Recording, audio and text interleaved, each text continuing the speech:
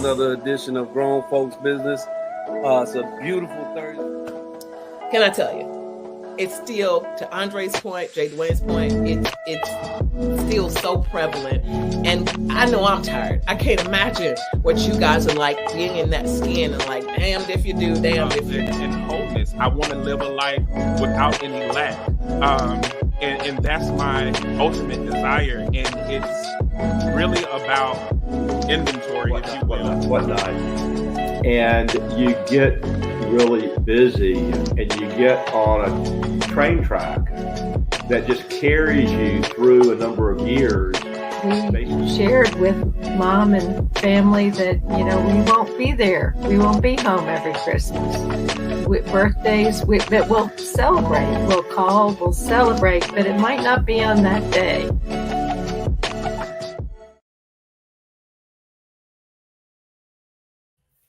All right. Welcome to another edition of Grown Folks Business. Glad that those who can join are joining, and glad that I have two special people here right now. I know some people might slide in the home plate a little late, but this topic is one that's near and dear to my heart, one that I'm very firm on. I'm firm on the desire to truly elevate conversations around it and action around it. That's why I have a brick wall as my background. I'm pretty solid on this thing. I just am. So tonight's topic, as we continue to honor Black History Month, is elusive specificity. Is being Black in America the same as being a Black American? I really hope to have a wonderful conversation. I have some things that I had the honor and privilege to participate in this past week that just made me firm up the need to really wrestle with some of these ideas and thoughts around the elusive specificity associated with being a Black American. So as always, I'll begin, well, as mostly always, sometimes I change this, but I'll begin with the prompt, the title of the show being the first question. So Lisa, I'm going to come to you first. I'm interested in getting takes from participants as usual. I also want to make sure it's understood from you and I's dynamic and Celeste also. I'm sorry, I left you out of that. We have had some levels of functionality in the community, whether it is running for office, supporting where we come from, supporting candidates, et cetera, et cetera. This plays into that because I think that specificity that I say is elusive to Black Americans is critical for proper political representation. And we'll get to that. I'm sure that'll come up, but I wanted to kind of preface this conversation with that because this is about more than just throwing around thoughts and ideas and having some discussion or debate. This is very critical. I think it's extremely critical. And it's not dismissive or insensitive towards any other group. It's actually with the desire to prioritize the least of us so that we all get better. This is one time where I will adhere to that rising tide lifts all boats analogy that has been so applied to what helps Black people when that ain't the case. So anyway, coming to you, Lisa. Is being Black in America the same as being a Black American? I know you don't want a short answer. No. Oh man, I'm gonna use one of Jay's words. I miss you, Jay. This is a triggering question because it's like people get offended when you say that. And what is it akin to me is I've got 5 kids. Everybody know I got 5 kids, and they're called Team Lisa, right? Because they're my 5 kids. So if I only have $1 and one of the members of Team Lisa needs that dollar, no one has a problem if I give it to that Team Lisa versus Felton's cousin, right? But Felton's cousin needs $1 too. it makes perfect sense for me to invest into my closest relationship, even if they have similar needs or what some may think are similar needs. So when the question is asked, even though our skin colors may be similar, there is a different level of intentionality that needs to be addressed when there is a closer relationship to disparity. So I often say, other people who may share my skin color, but don't share my skin's experience, they came here by choice. I'm here by force. And that seems dramatic, but it is dramatic to me to still be trying to fight for a level of equality because I'm American, but I'm a Black American. I'm not someone whose skin is darker that had a choice to come here, yet I don't have opportunities in the land of opportunities. So it's frustrating to a certain extent because I'm just now getting certain levels of revelation. Like, wait a minute, hold on. Um, and then to be chided, like, oh my gosh, all people matter. Yeah, well, all people have mattered forever, yet there has not been any injection into this level of people that should matter. So if all people matter, and if I started from the bottom and you started from the top, you're going to keep rising at the same, like that's like, come on, Ray Charles can see that there should be a difference, right? It's not about equal anything. It's equality is so different than equal, but how can you subscribe to the skin color for a come up? So I'll share one little experience that I had with someone who ascribes to being a minority, and it's because of their religious affiliation. But when I was having a discussion about my experience as a Black American person that has not traditionally had access to opportunities, they got offended. They said, "Well, I hope you're not talking about me because if white people this," if I said, "Well, wow, they jumped on the white people bandwagon real quick. Yet when we're talking about minority issues, they jump on the minority issue." So that it is disingenuous if you can never understand this level of struggle to have been born and bred somewhere, yet you have never had the level of opportunity. So you got to miss me with wanting that same level of identity. So it's no way having the same level of identity. So Felton has me on one tonight, y'all. Yeah, that triggering is a great word for tonight's topic. It describes it very well. I think it's the good triggering is thought provoking. I think it's the triggering that we need to actually experience. And it's not anything new to the space of grown folks business. To your point, I remember playing a clip some years ago now where John Hope Franklin was speaking about a conversation he had with a white lady who was basically saying, you know, my family came here in 1920 something, and in just one generation, you know, we did well and we're better. And I forgot where she came from, maybe Germany or something.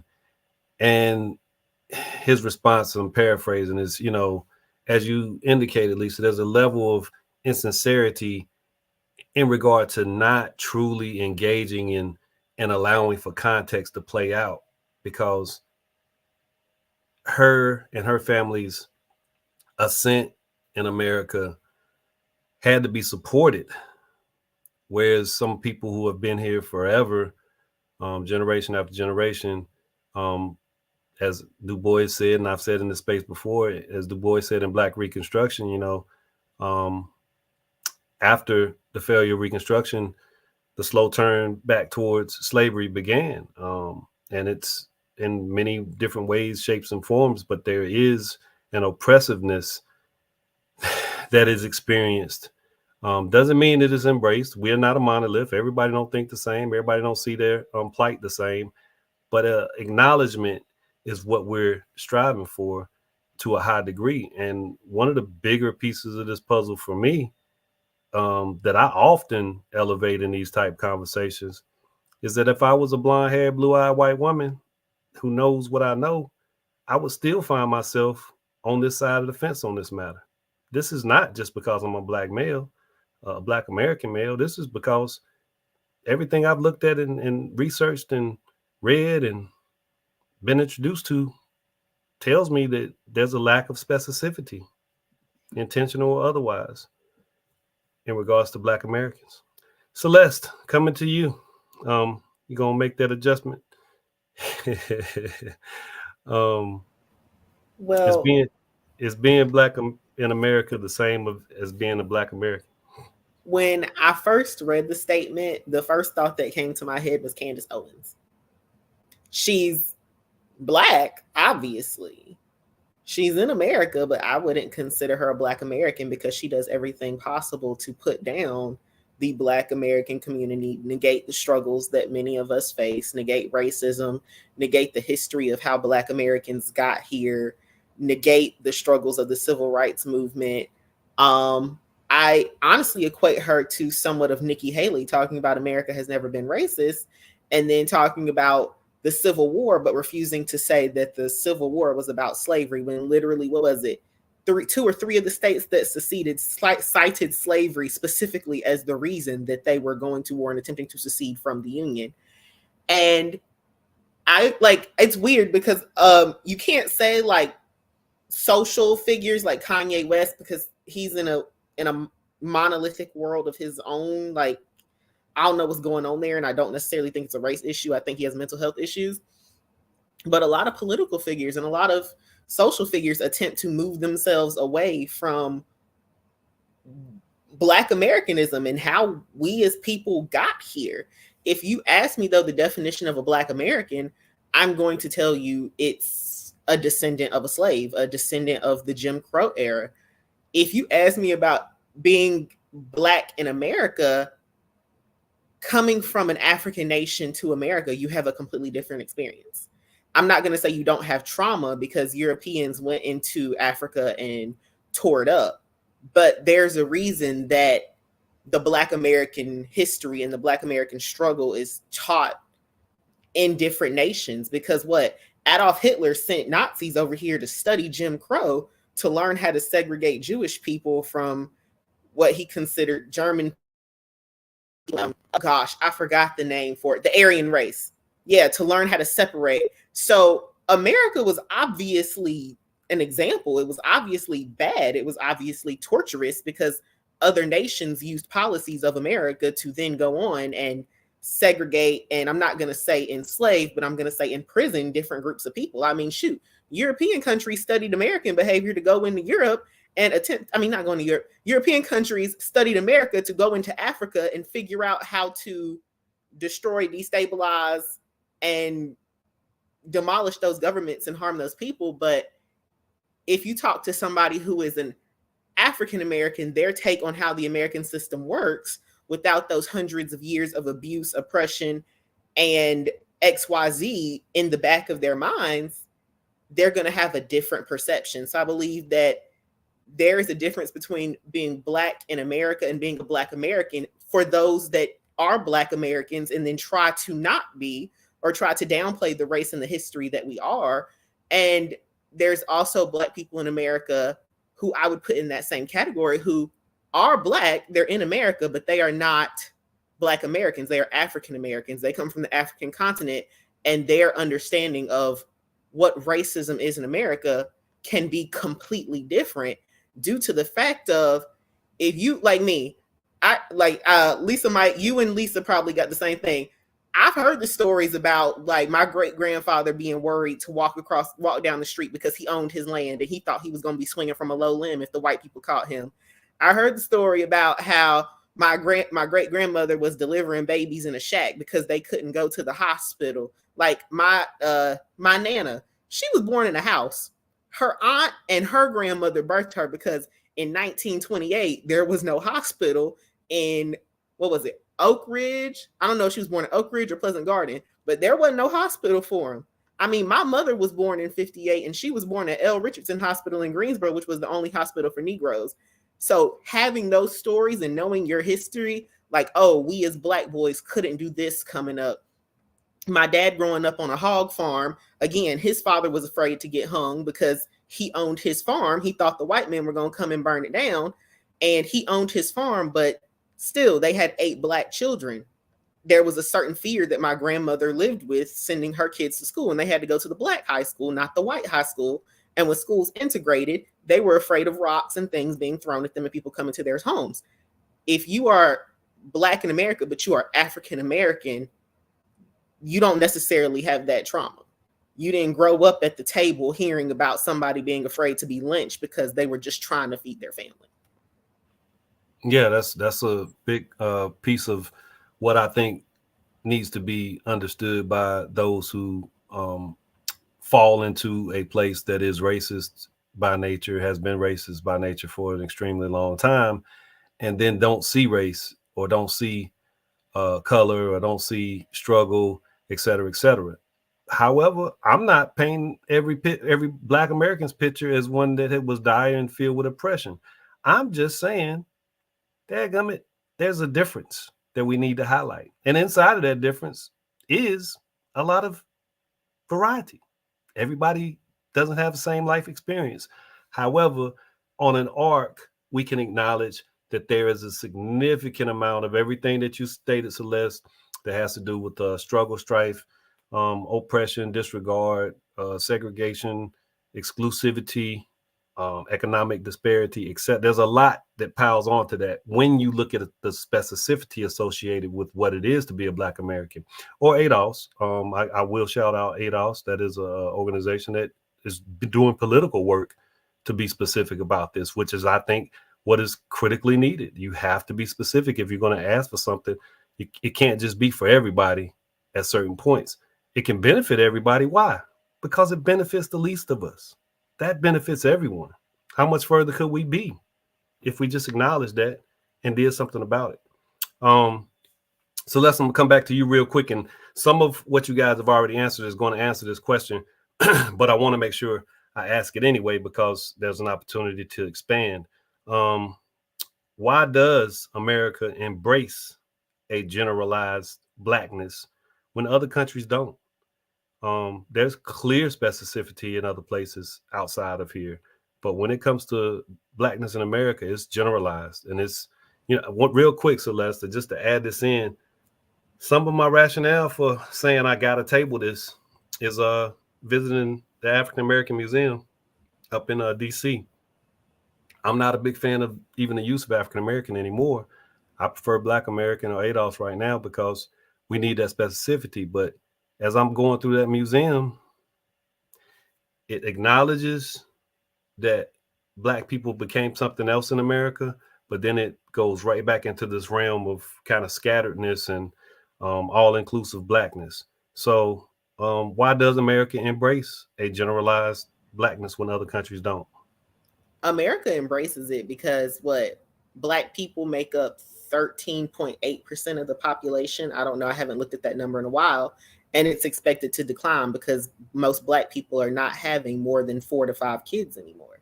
So outside of immigration, the Black American population is essentially expected to decline in the next, 40 years? Because my generation, I'm a Xennial in between that millennial Gen Z piece. My generation isn't having kids like that, especially because the millennial generation is the Black female generation that went to college, degrees, career, chasing those things, and necessarily having kids isn't a big part of it. But being only 13.8% of the population, 14%, and consistently being oppressed, we didn't really get to pick the term that we were called. But also in that 13, 14%, how many of us are genuinely educated enough in not even formal education, just educated enough about our history to fight the term African American? Like for me, African American means I did descend from Africa, but I had to take a DNA test to figure out what part of Africa I came from. I'm mostly Nigerian. I'm technically Igbo. I don't know nothing about the Igbo tribe in Nigeria. What I do know is about the South in North Carolina. My first family member came from Africa, off of a slave ship. The first recorded family member is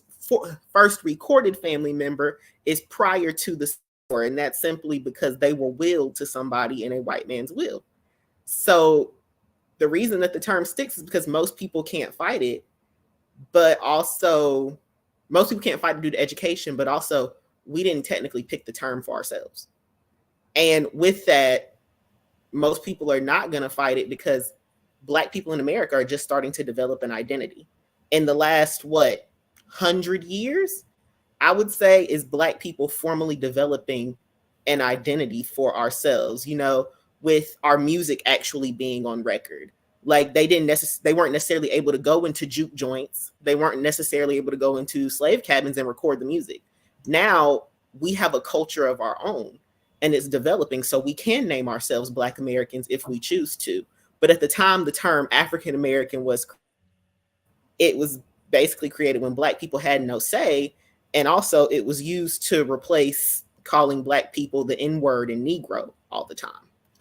So yeah, I think it was meant to be a more respectful term that also paid homage to our point of origin, so to speak. I just want to add one thing to that you said.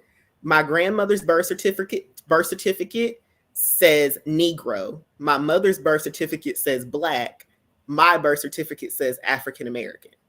Oh yeah, and I was born in the 90s, so it's a polite transition to say you are Black. Yeah, I actually to that point was having a conversation this morning where I talked about my great grandmother's license. She was born in 1909, and my sister and I actually discovered her a little billfold type thing that had all of these licenses in it from over the years. And it, I believe it started with colored, then it went to Negro, then it went to Black, then it went to African American. I think she made it that far, but it was noticeable that, again, like you're saying, it's this seeking of an identity. And the last one that everyone seems to be rocking with is the one that stuck, but I think it lessens specificity. Part of my acknowledgement as to why America embraces this generalized Blackness, before I get to you, Lisa, is I think that requires a higher level of acknowledgement if you specify that this group of people are the descendants of those who endured the most, who are owed something. So I think that's partially why this embracing of this general Blackness is done as well. Lisa, what are your thoughts? Why does America embrace a generalized Blackness when other countries don't? Because it's easier, and it's more convenient to just lump everyone into the same group, because that also, to me, it helps further disconnect. So you don't have to do the work to try to reconnect. You don't have to do the work to try to acknowledge that this was amazing, an amazing act of disconnection, because Africa is a continent. It's not a country. So out of all of those countries, what part, where, and there's a big difference between East and West Africa, South Africa. And so I think it's just convenient. And it's another aspect of, okay, we can do this and then let's move along. Right. And that is telling to me, because as I am intentional about the identity of my organization, right? It constantly having to make sure that whatever gets connected to it or addressed within it aligns with the authentic identity that I sought to attach to it. So that just makes me further question, why would you want to do that? Why wouldn't you want to do that? So the intentionality, man, that's got to be the most popular word in this decade to me, because that's just, it's for lack of a better word, I'm gonna sound like my youngest son, that's just wrong, because we're not just all that. And I think that it's just lazy. Agreed. On this question, I want to kind of go a little personal, if I may. I think there's the potential for an example to be expressed by you two, and I'm hoping there is, as to when you kind of had an observation or an experience that let you know that there's a lot more participation in the generalness of either blackness or people of colorness or whatever. There's an whataboutism that is abundant, and it comes from anywhere. Like, you can't talk specifically about black plight, black issues, good or bad, without someone saying, "Wait a minute, what about this?" And I remember being at a community function when we first got our new city manager, and he was going around talking and speaking at different places, and I got up to say a couple words directed at him, and I was imploring him to make sure he's focused on the southeast side of town and to make sure that the primary population of Black Americans received proper attention. And I just highlighted that the majority of population still on this side of town was Black Americans. And an older Black woman followed behind me, and she said, there are Hispanics that live over here too, and they need just as much as we do, and et cetera. I wasn't saying anything to be exclusive of anyone. I was saying that the primary population that exists over there needs some attention. Which, if you give the primary population in an area some attention, then whoever lives in that area is going to receive it as well. But whenever that level of specificity is elevated, it'll come from anywhere. So, Lisa, have you had, that you can recall, any personal experience with whataboutism when it comes to trying to be specific? You know, I'm just so tired. Because it's like sacrilege almost to say, to be. It's like you people want to put you on blast so that you become defensive. I'm not gonna become defensive. I'm just gonna stand on this one thing. So interestingly, I didn't share this with you, and it just came to mind when you mentioned that. First, I'll say this. I think what I'm noticing, I don't know if you remember this, but I said this a few years ago on your show, that I had a level of shame about being Black many years ago, because it's just been heaped so much, oh, you're pretty to be a Black girl, and oh, you're smart to be and you just don't know any better, because when these things happen when you're young, or when you get oppressed subtly or whatever, I had no idea. And you actually you said it on the show, and we've had several conversations afterwards. I had to come to myself and say, well, wait a minute, why should I be ashamed of the skin I'm in? Right? It is the skin. It wasn't the skin, it was the things that were heaped on me to make me feel bad about who I actually am. And there's nothing wrong with it. But so when you mention these people, it seems to me now that there's a kind of like, let me shake that off, because I don't want to remember how bad people made me feel just to be Black. So I'm going to just cut that off and say, okay, they're welcoming me, so I'm just going to, I don't need the intentionality, right? But what that story reminded me of is today I was on a panel somewhere. I'm not going to put the organization on blast, but I was on a panel somewhere, and I was talking about our mentoring program, and it was a bunch of white people in the room, and I said that I am intentional about bringing Black female mentors in front of these Black mentees, Black girl mentees, because, hey, you can't believe what you can't see. And it's also to increase the Black female experience that it is perfectly okay to be you. And even last week, there is a white woman that is engaged in some of the stuff we're doing.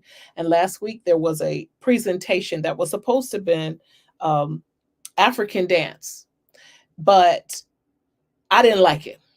And I didn't like it. And I asked, how is this supposed to go? So how it was supposed to go was these Black girls were supposed to be taught about a matriculation from African culture to today's dance acceptability or whatever. But what was presented was more of the same. So I had to give a lesson. This white woman, she was like, oh, it was great. And I said, well, let me tell you why it wasn't great. It wasn't great because Black girls, we have been sexualized. But see, you wouldn't know that because you're not a Black girl. But let me explain to you, I'm going to spend this 5 minutes on this education session, that I have to make sure that I'm not a part of the same old thing. So we have to, I'm intentional about that. So you can't see what I see. So you can't see that, how dare these people do this at my program, right? So then I had to spend an hour meeting after my meeting to say, how'd that happen? This can't happen again. And this is why this was a problem. If these girls are already overly sexualized just because they're Black, and I didn't mind being dramatic. Like you put a white girl and a Black girl, same age, same stage. The Black girl is going to be perceived as more sexual. The white girl is going to be perceived as developing, right? If that is a part of this culture, so that's part of that Black American experience. If that is a part of this culture, then we have to be bold and brave enough to say, no, not me. And so, and actually having that conversation, you don't see what I see.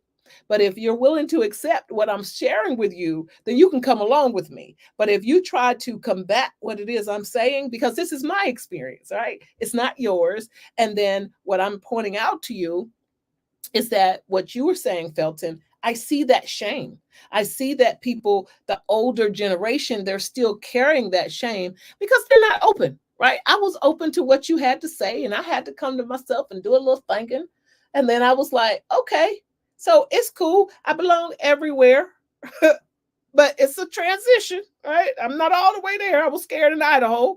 But this is crazy because, and I get passionate. And like I told that white person, I don't educate everybody. I'm not going to spend my energy educating, talking to everybody, because it does take a lot of energy to revisit that. I do get triggered into PTSD with sharing with you, man, I'm just a 17-year-old girl and at a school, and why was I pretty to be a Black girl? Like, come on. That requires something of me I'm not willing to give everybody. So there are some people where I would just cut you off. I'm never going to talk to you again because I don't want to expound no energy on you. I'll spend 5 minutes. And if you are not open, then we're done. No, that's well stated, because guarding your when you move a certain way with the level of understanding and knowledge about certain things, you do have to guard your energy, and you have to be careful with who you spend that time and effort with, because it can easily disappoint you to a degree that it makes you question everything. And a lot of that questioning can sometimes skew towards how real are we, or were we, as you're stating. Sometimes you can't even continue the relationship because you got me questioning how real this actually was. So yeah, don't whataboutism me. And I mean, that was a whataboutism, because somebody wants to just adhere to the celebratoriness of the cuteness of it. And you have a little bit more weight to offer to the situation, and it should be welcomed and celebrated. And I hope she was receptive at the end of the day. And that's something you might have to talk me into. I probably wouldn't like it anyway, but it definitely would be something I'll be like, hold on, thanks for that, Lisa, because we don't have to keep doing stuff the same way. We don't have to keep clapping and cheering for stuff that's not worthy of clapping and cheering for. We don't have to keep trying to feel good. We can actually talk about what we're really experiencing with the level of specificity that should be welcomed by those around us who claim they care. That part is critical. But Felton, one thing is that we're not paying attention, because see, here I'm running down the stats for how many NFL players are black versus how many NFL owners are black. I'm running down that it's perfectly fine to pay us to entertain you, but you won't let us participate in the ownership and decision making. So we're just, it's like, oh gosh, I never thought of that. Even black people, like, oh, I never thought of that. And I'm like, well, why not? Right? Why not? But anyway, because we're not open. So come on, let's be open. Yeah, there's a reality to that, right? If there's a group of people who have been here just as long, and in some cases much longer, much longer than some of the people who have been afforded the opportunity to own sports franchises, but the majority of the people who are playing in these sports franchises descend from people who have been here for much longer, then we gotta know something's off with that. Something's not right. The scales are not balanced. And we didn't do anything to go back and finish that work of balancing those scales. We just said, hey, just keep working hard. Jay-Z's almost there. Hey, he owned 3% of the Nets. 3%? Come on, man. Oh, Magic Johnson is a part owner of the Washington Commanders. Not really. Not much. But he got up there and smiled and said, hey, I own something. It does get exhausting. Celeste, coming to you. Do you have personal experience with whataboutism? My personal experience is weird because when you guys talk about the experiences you guys have, of course, you guys are older than me by about 2 decades. So when it comes down to it, mine were a lot more subtle, simply because I grew up in a time where white people understood they could be offensive, and a lot of them wanted to at least not be racist out loud. And it was awkward because I'm a 90s baby raised in the early 2000s. So it was in that weird transition where, like, we're going to be socially and politically correct, but I don't really understand how. And then I don't want to be called racist by my friends. I grew up in the time of where saying like, oh, I have a black friend was like the thing.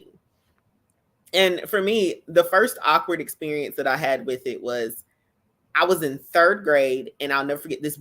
The boy that was in the class, his name was Sean. His mother was a substitute teacher. She asked where I got my lips done at.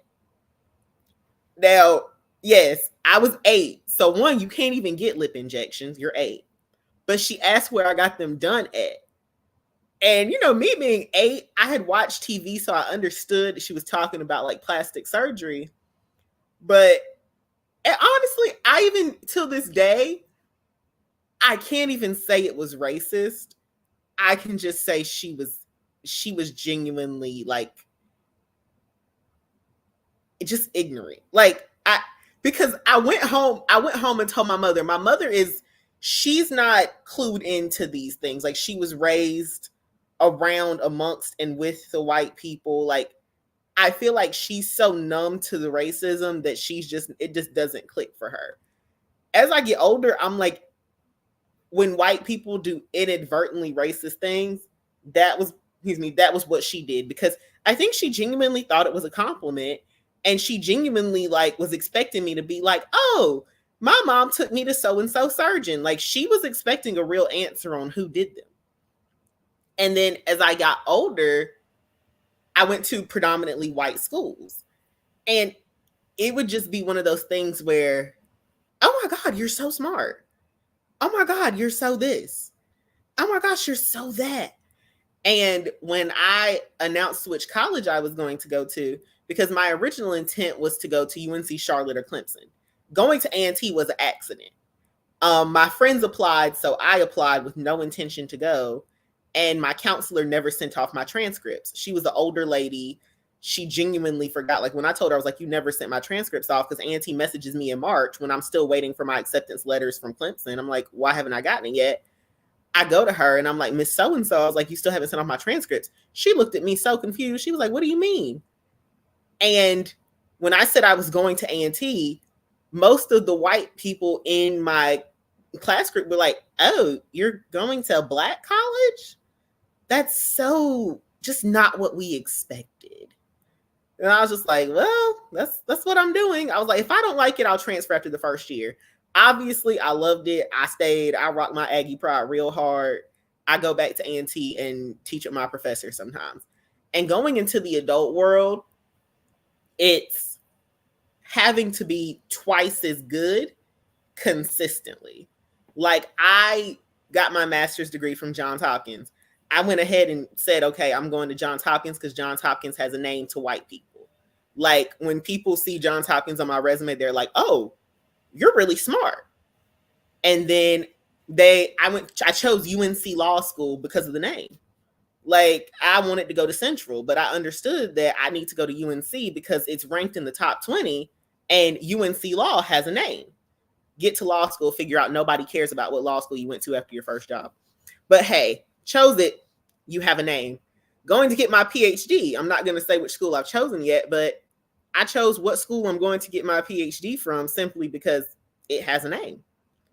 Because whenever I sit at a table, it's like, oh, you have this great resume, but look at what schools that you went to. And it means something. And when you sit at that table and it's like, this is going to be like a little bit of a vulgar statement, but having to prove that you're the smart Negro in the room. And that's predominantly been my experience, because at my point in life, it's like, okay, white people try to be subtle about their racism. They try not to see color. When you say, I don't see color, you're telling me what you are right there. But they're trying not to see color, but it's like, oh, I'm still shocked you're here. Like, I had 6 letters of recommendation between my law school professors and my grad school professors for a job that I applied for. And all of them were white PhDs and JDs. And the response that I got from the man that hired me was, oh my God, you really are smart. Okay. We get into a meeting.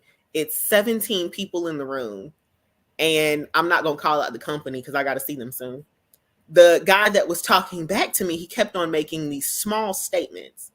Like, I would do something and he would be like, oh, you really are smart. He said something about the healthcare system and he was like, I'm shocked that you know that. My thesis is on the comparative analysis of universal healthcare throughout the world. The papers that I've written are on maternal mortality in communities of color, STD rates amongst those in the younger and older generation. Like, I talk about healthcare. It's one of my main focuses.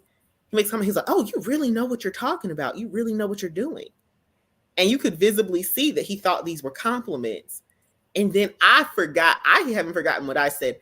I made a comment about how certain systems are done off of racial disparity. The reason that Black women are more likely to die when giving birth is because doctors believe that their skin tone makes them stronger and makes them able to endure more. They think Black women exaggerate. They think Black women have just gotten soft and don't want to take the pain. Or Black women who, not even that, Black women who are low income don't know what they're talking about. I know when my uterus is on fire and burning inside of my body, you need to do something. Or the Tuskegee experiment when it comes to medical racism, letting Black men and women be used as experiments to discover the side effects of syphilis. I make comments about them and the man looks at me and he was like, I feel like you're just exaggerating those things. In a room full of white men and maybe 2 white women and 1 Black man, I politely had to let this man know that he had one more time to say something semi-disrespectful, and he gonna figure out that this is a wig and it can come off. And if I come across this table, you ain't going home the same way you came. In Jesus' name, God bless you, because I'll be Joel Osteen in this room real quick. And nobody in that room put 2 and 2 together until I said Joel Osteen real quick. And the one Black man who caught the comment, he just put his hand over his face. And he was just like, and everybody in that room quickly figured out that, yeah, I'm real cool. I'm real nice. I'll let the comments slide. but you only gonna take it so far. And we had a great meeting from then on. I'm gonna come speak to them actually next week. But it was one of those things of having to prove myself. That whole you have to be twice as good for just as much is something that I constantly go through in my career, in my life, even in my education. A professor didn't like me at one point and tried to fail me because I was too liberal, too black. Apparently, I wore a young, gifted, and black sweatshirt that offended him. And I told one girl who's Middle Eastern that your skin color should not affect how somebody treats you when you purposefully put, give me your tired, your poor, your huddled masses yearning to breathe free on the Statue of Liberty and said you wanted immigrants when they benefited you. So tell them to shut up. Apparently that was offensive. Like, that's what being black and experiencing racism has been for me. It has been having to incorporate myself into a world of whiteness who is constantly shocked that a black person can read a book. Yeah, I think the whataboutism comment that I was going for you became about the unicornness and the performativeness and the stereotypes and the things that you have to overcome, the adversity that presents itself in certain places, and then the shock and awe that you actually are someone that's more than capable of occupying those spaces, which that's great to elevate for this conversation. Yeah, I don't need you harming anyone in any of I these. didn't say I was gonna harm them. I'm just saying this wig can come off and I can come across this table. Yeah, that sounds like harm.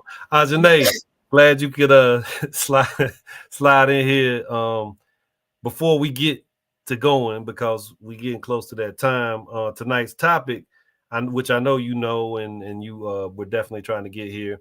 I kind of wanted to get everyone's ideas and energies, being that it sounds like there's somewhat of a consensus. And Ajane, this is, elusive specificity as being black in America, the same as being a black American.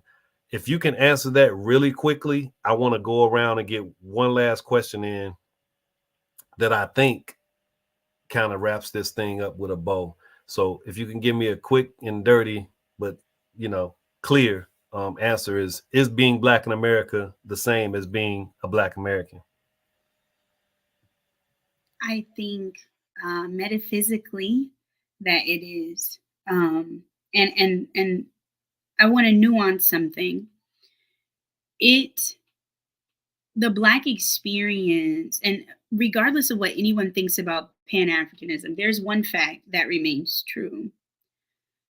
The biological, the environmental, the medical, the intellectual, those attacks are disseminated against Black bodies across the globe. They look different. Colonialism was incubated here differently. However, the nuances and the differences that we see as Black immigrants come into the nation are all constructed. And I just wanted to make sure that first that I got on here so that I could keep my word. And second, because it is important that we recognize that these things are constructs. They are real. Black Americans are mistreated by certain groups of Black immigrants. This nation does filter in who comes in and makes them prove and gain access to white privilege, or a certain level of white privilege based on how anti-Black they can be. But I want to reiterate that these spiritual attacks against Black bodies are across the globe. That exists here 100%, but that is a construct. And that every time we're in spaces to have this kind of conversation, we need to understand that racism is disseminated in a particular way that seeks out differences amongst Black bodies and capitalizes on them.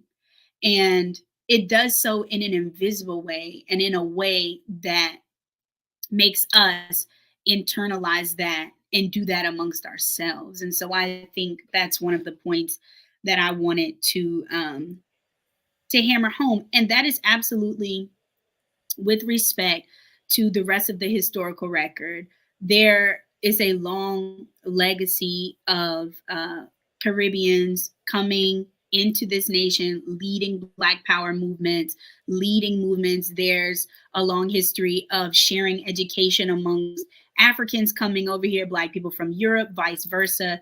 And all of that is beautiful, but we must know that there are constructs in place to get us to internalize our differences and weaponize those things against each other.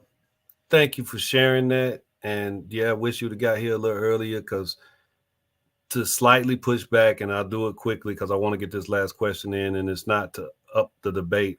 I just know that there's a desire that has been firmed in not recognizing the specificity associated with Black Americanness. And that's with Pan-Africanist thoughts and energies withstanding. And we would be remiss if we didn't say that, there were people that were melanated, because the majority of people in Africa were and are, who participated in what they didn't know would be the atrocious transatlantic slave trade. I don't think they knew how bad it was. But anyway, there's just that carve out of specificity that is not to remove any ideas or thoughts considerate of a unified understanding of similar experiences, but it's got to be understood that here in this country there is a specific existence that just remains elusive. And you can add something if you want to with this last question, but my main thought behind this question is that I believe there's an opportunity for us to be of a higher level of respect and appreciation for those who came before and those who exist now that desire to do something. But we have to have integrity about this thing. And that's the question in all of this and everything we've unpacked here about the elusivity of Blackness in America, being a Black American, the elusiveness of specificity. What role does integrity play in all of this? There has to be an understanding had by those who can do something, and it has to begin with integrity, because if you look at the historical record, as Ajane states, it's going to tell you that there is something that needs to be focused on, and there needs to be something done for this specific group of people if you just look. But that's going to require some integrity. It's going to require someone to really reflect within themselves and say, you know what, we didn't get this right, but it's not too late. So Celeste, what role does integrity play in all of this before we get out of here? Integrity plays a lot because it takes a lot of acknowledgement. So to acknowledge it, to understand what it's rooted in, have sympathy and empathy for it, and then to go into the world understanding that all Black people are not the same. Black people are not a monolith is not just a phrase we started saying. It's always been true. All Black people are not the same. All Black people do not have the same experiences. And integrity is, I know the phrase now is standing on business. I love like mentoring high school students and they say, oh yeah, Miss C, we standing on business. No, I mean, we have to stand on business with that. Like that is integrity, understanding and standing on that all Black people are not the same. We all don't have the same struggle, the same journey, the same thought process. And that there is a difference between being Black in America and being a Black American. Like understanding that, carrying it into the world and spreading it to other people in a way to educate, not to intimidate, and spreading it to people in a way to educate, not to belittle, harass, or I don't know, there's a third word for it, but not to belittle, not to harass, and not to harangue, I guess I would say. Like spreading that education. Yeah, spreading that education in a peaceful way. Yeah, not to be xenophobic or nativist, but to just, let it be known that this is something that benefits us all if we address it.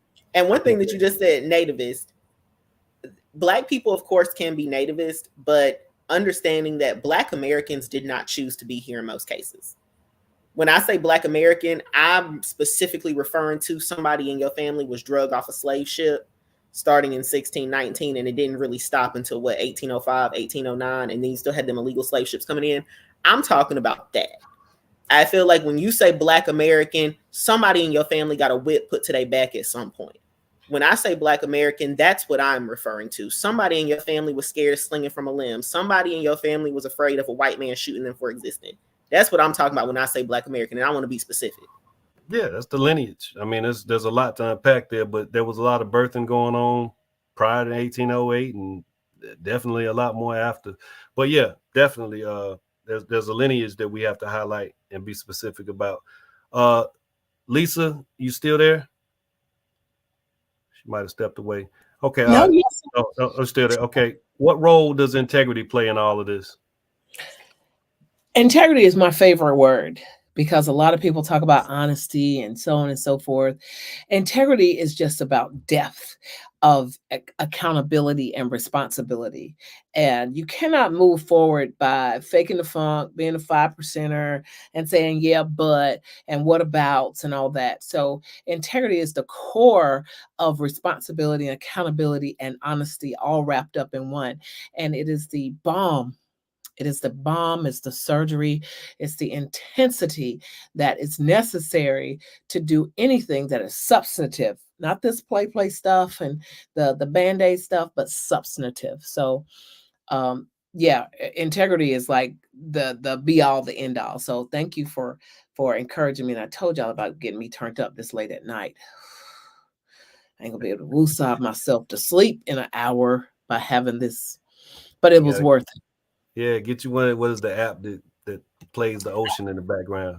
Listen, I got the lifetime membership, but you know. I appreciate you, Lisa. Thank you for being here.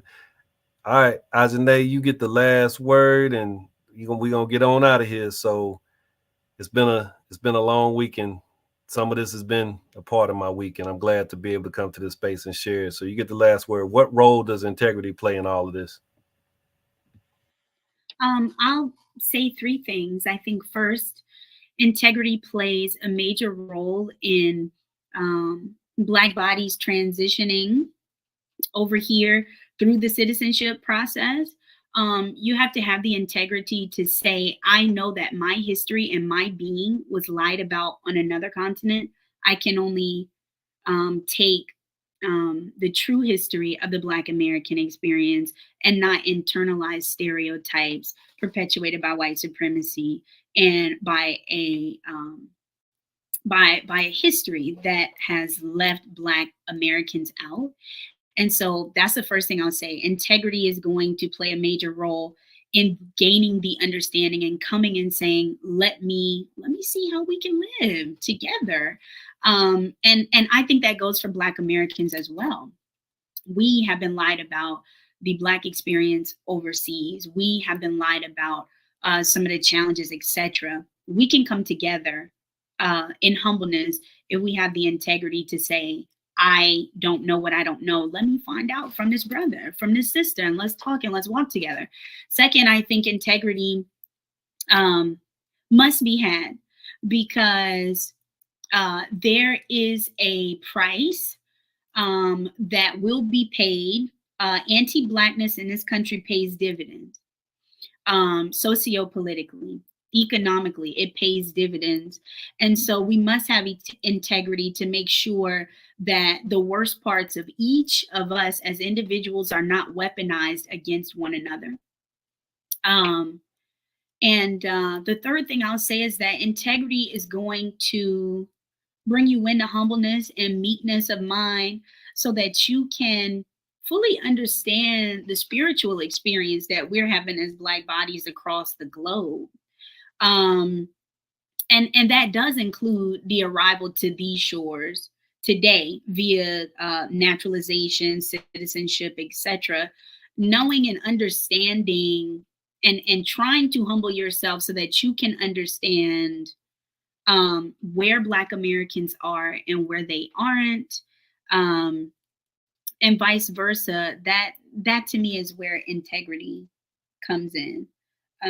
Not because the second and the third is what's going to keep us from being willing to sell one another out for socio-political or economic gain, which I think is a core of the difference. That's the key avenue in which Black Americans are divided from other Black people that have immigrated.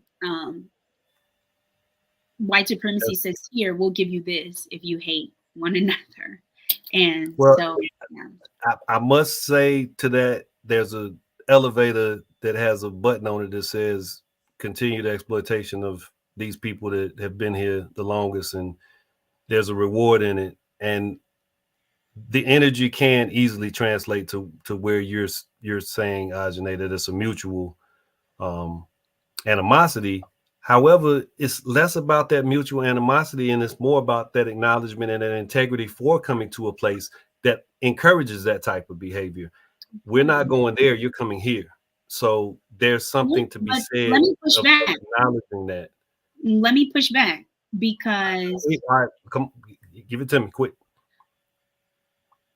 Black Americans, when we do go overseas, I'm not saying this is what we're doing, because I won't stereotype. What I will say is that there is a deliberate effort here in this country to disseminate information across all Americans that is anti-globalist to an extent where nothing else matters, everyone else must live. It's pro-imperialistic.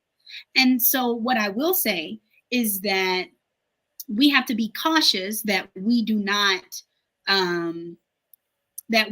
disseminate that on other people's shores as well. Because, for example, for those of us that are interested in traveling to places like South Africa, etc., you will hear people be very open about some of the contributions that Black Americans made to the anti-apartheid movement.